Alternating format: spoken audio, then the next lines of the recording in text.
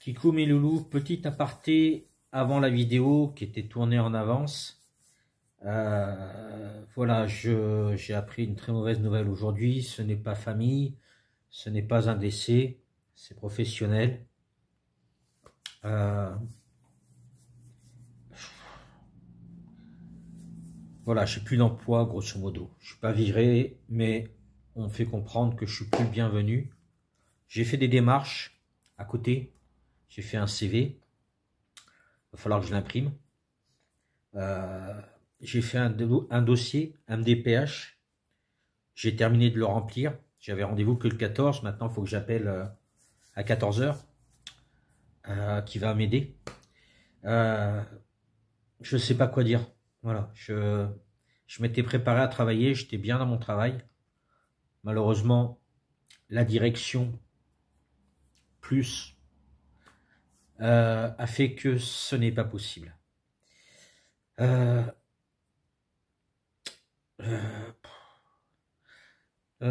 ferai peut-être un live ce soir. Du coup, je poste la vidéo plus tôt. Je la poste maintenant.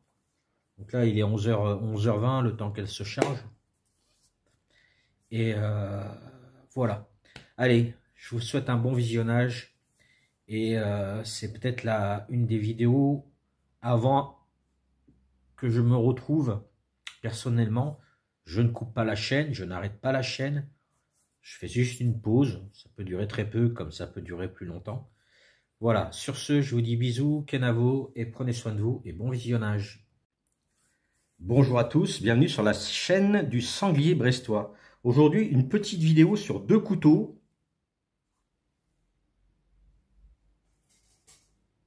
Deux couteaux bretons, bon ça c'est celtique, mais la Bretagne est celtique, cela dit en passant.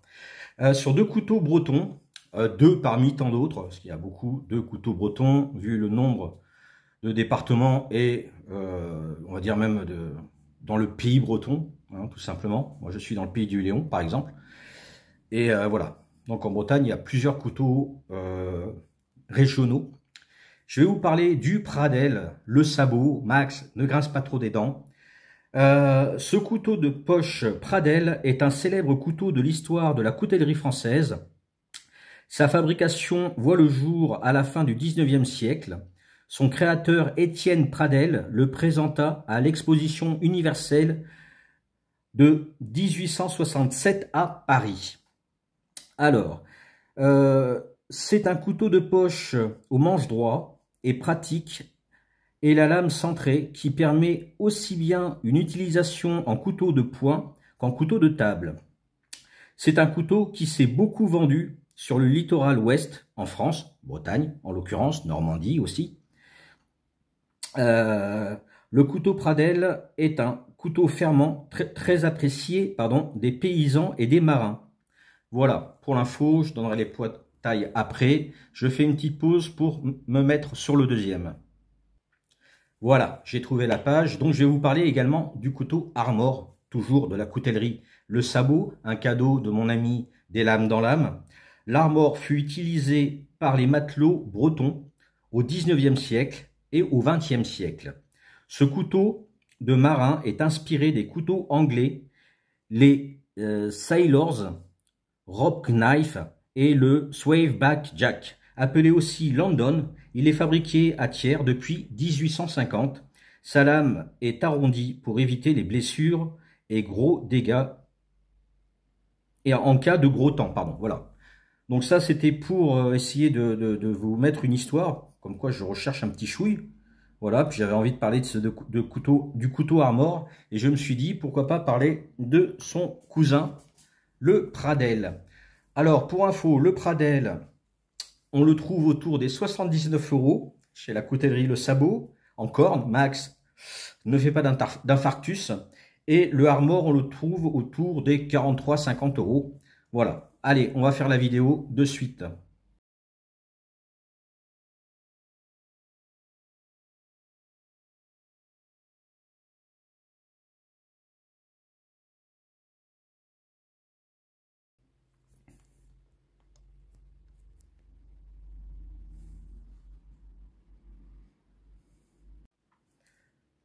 Voilà les deux bébés. On va commencer par le Pradel.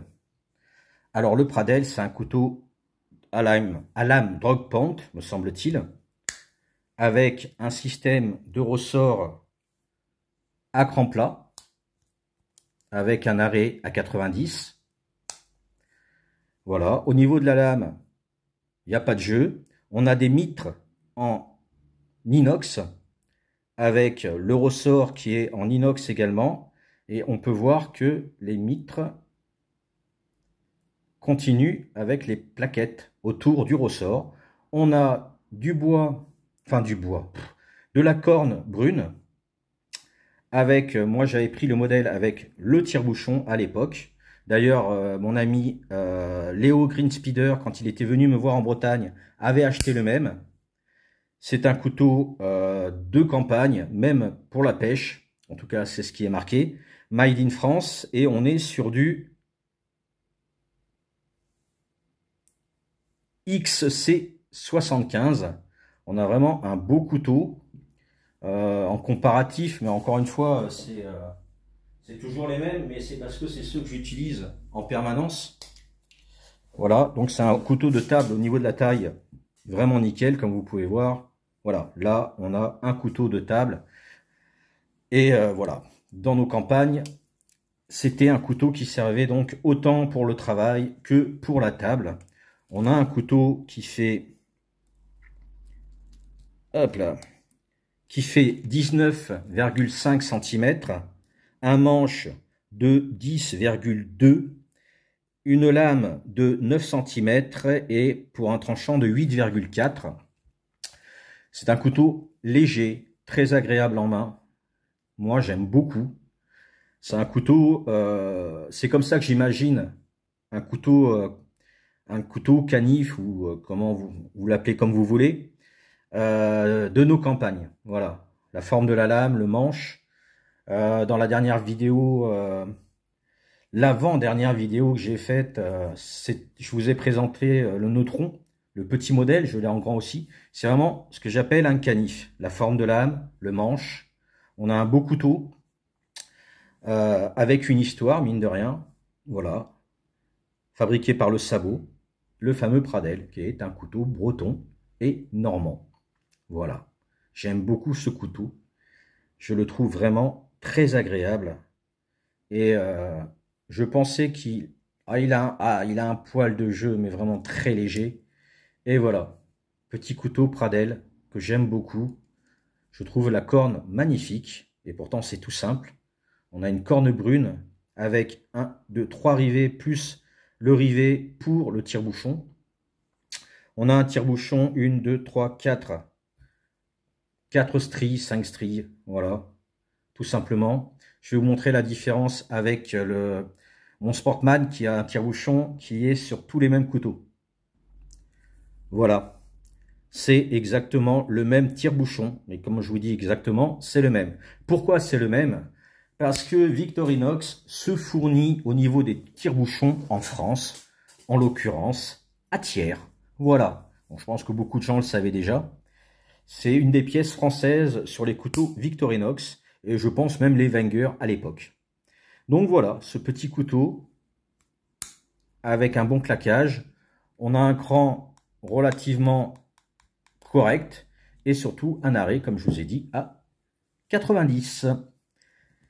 Voilà, et on va passer à son cousin, le Armor, que je trouve génial, un dérivé du London, voilà, avec ses plaquettes en olivier, des mitres en inox brossé, et comme vous pouvez voir, elles sont d'une seule pièce autour du ressort.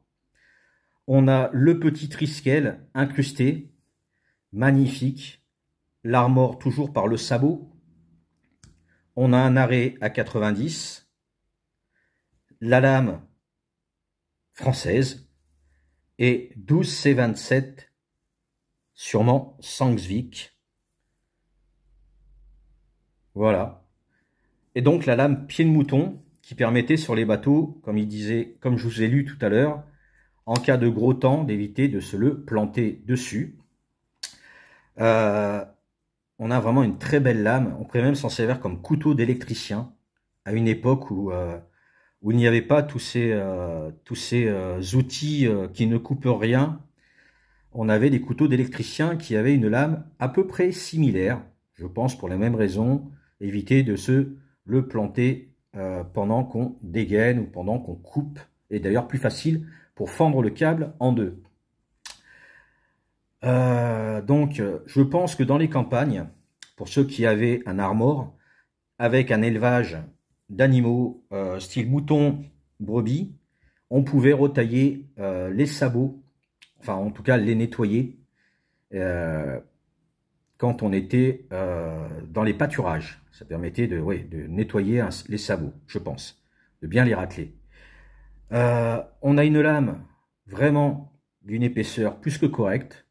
Pour moi, ce n'est pas un couteau de table, attention. C'est vraiment un couteau de travail. Et comme vous pouvez voir, les deux ont la même largeur de lame. Ça, c'est un couteau de table parfait. Par contre, quand je vois le tarif, 79 €, je ne l'ai pas payé autant, me semble-t-il en tout cas.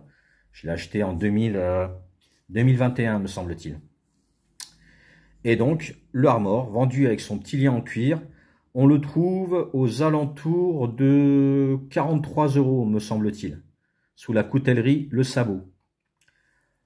On n'a aucun jeu. La lame, on va tester ça. Je voulais tester un tout petit peu la lame, voir ce que ça donne. En comparatif avec le sabot, je ne vais pas vous remettre un Victorinox. Avec le Pradel, on a une lame kiff kiff bourricot. On a une lame quasiment de même longueur, sauf que celle-ci a un bec qui ne permet pas de manger avec. Et voilà, donc on va tester un petit peu en se mettant à l'époque des campagnes. On avait des bouts de corde du même style. Hop, c'est tout con, hein. Mais c'est pour vous montrer, comme dirait Jean-Luc de la chaîne Couteau, un couteau qui sert à couper un petit peu de cordelette. Voilà, tout simplement, hein, pas besoin de montrer plus. Hop, un petit bout de cordelette par-ci. Je pense même qu'à l'époque, ils étaient suffisamment barrés pour couper des petits fils de fer pour faire des collets. J'en mettrai ma main à couper. Hein, ils faisaient ça avec l'Opinel, il n'y a pas de raison qu'avec un couteau comme ça. Bon, je mets deux, une c'est pareil. Voilà. Mais ça, c'est fait pour couper normalement sur les bateaux du plus gros cordage. Après, je pense que pour la pêche en mer, le fait d'avoir un manche en bois n'est pas forcément le plus habilité. Et le manche en corne non plus. Mais pourtant, en tout cas, le manche en corne c'est le modèle vraiment comme il était au 19e et au 20e siècle, avec de la corne. Voilà. Voilou, voilou. Et puis toujours le petit tuyau d'arrosage. On va voir ce que ça donne. Hop là. La lame est un peu épaisse pour pénétrer bien dans la matière. Mais comme vous pouvez voir, ça le fait. Voilà. Donc couteau pour travailler. Bon, il n'y avait pas forcément de tuyau d'arrosage, hein, gros comme ça à l'époque. Mais c'est pour vous montrer que ça coupe bien, suffisamment pour faire ce qu'on a à faire en tant que paysan. Voilà, tout simplement. Et puis là, la chambre à air. Attendez, j'en ai pas pris assez. Je vais garder le morceau, par contre, il va me servir. Voilà, ça coupe. Il n'y a pas de souci. Je ne vais pas vous faire pareil avec le London. Si, un petit peu, on va essayer. En espérant que le bout soit pas trop petit au niveau de la prise en main. Voilà. On a moins de facilité avec celui-là, je trouve. Sûrement parce que la lame est en bec. Voilà. Mais juste pour vous montrer que c'est des couteaux qui coupent. Et qui étaient pratiques au 19e siècle. Et au 20e siècle, sachant que la coutellerie Le Sabot date de 1867, quelque chose comme ça, juste de tête, hein, mais bon, voilà. Voilà pour ces deux petits couteaux, en espérant que cette petite vidéo vous ait plu. Voilà, ça va être la troisième vidéo de l'année. J'essaye de garder et de perdurer au maximum. sachant que je n'ai pas de couteau à l'infini, tout simplement.